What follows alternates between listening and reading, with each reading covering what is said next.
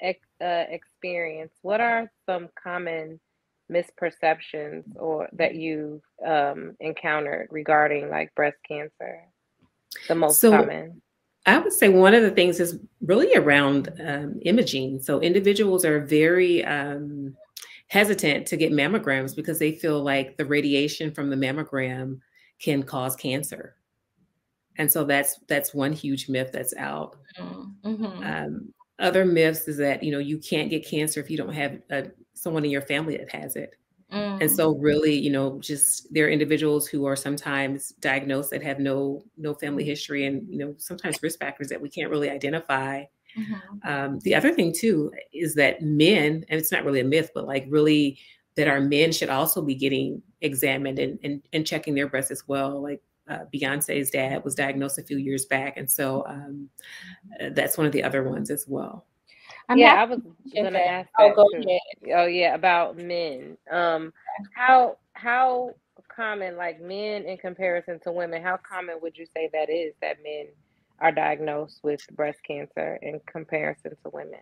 It's much less. I don't have an exact number on it, but the thing about it is that the thing to be concerned about, if those men have daughters, that puts the daughter at a very, very high risk.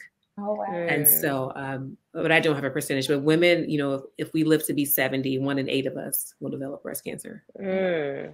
Wow.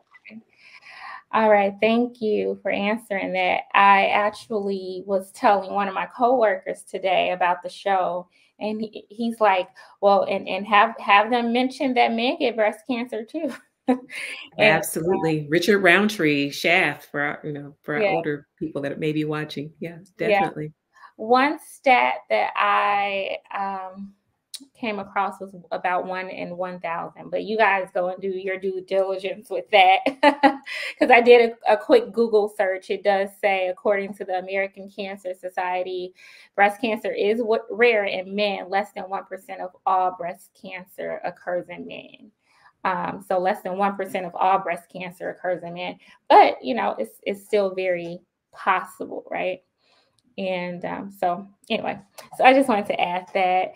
Thank you all. I wanted to ask Dr. Lockhart a few questions about her experience.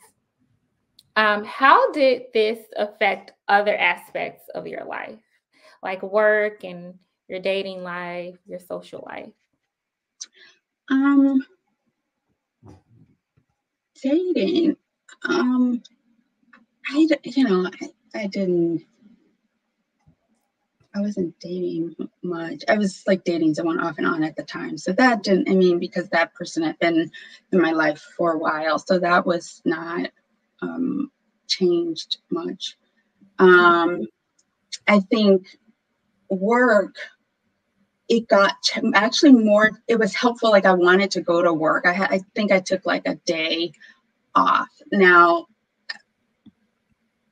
at the time, I'll be honest, I was very much of the, indoctrinated into the medicine mindset of,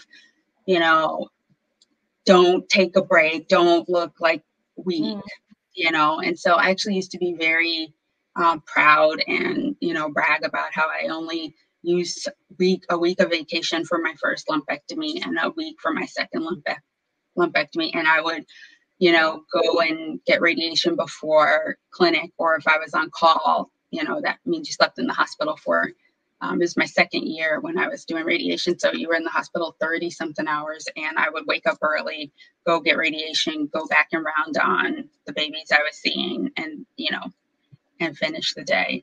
And so I absolutely don't recommend that, because I remember by the end of the year, I was very, very, frankly, I was depressed. It was the first time I had sought therapists in my life.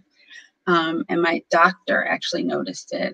She's my breast surgeon, who I still follow with, Dr. Claudia Perez. She's amazing.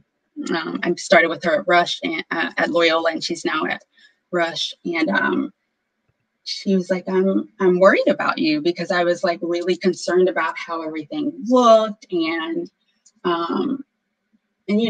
surgeons are artists, and so they know when things like don't look optimal and when things look optimal. And the reality is, now 12 years later, like the work she did was great.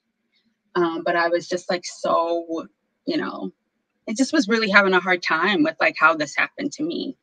And so that's where it really, really tested my faith. I mean, like, I was angry at God, like, why did you let this happen to me? I don't do anything. And I know that it even was hard for some of my family, who's, my friends, who I call family, who were close to me, who felt the same way, like Terry, like, Yeah. And I'm very much of the mindset, like, God can take it. It would be like your parent being mad at you because you're mad at them. And, God was still there, even though I was like, whatever, because I was really angry about it. And so, I remember I couldn't pray for a long time. I couldn't read my Bible for a long time. I just was like, why would you do this to me?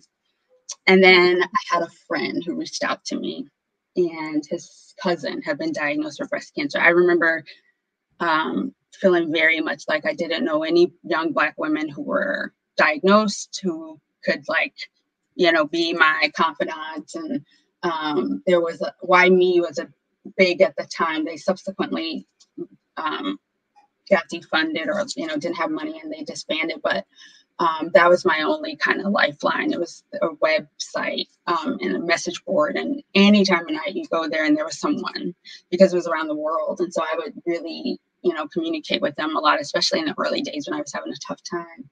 And so when my friend reached out to me that his cousin had been diagnosed and she was really scared, he's like, I don't know how you're feeling about, supporting someone right now. It was at a time that I had some distance from it, and I was like gung ho. And that happened a lot. And so to be able to be that person for people that I didn't have, it really, I felt I was happy to do that because I didn't have that. And so I got to be able to support people and give them some idea about what they could expect.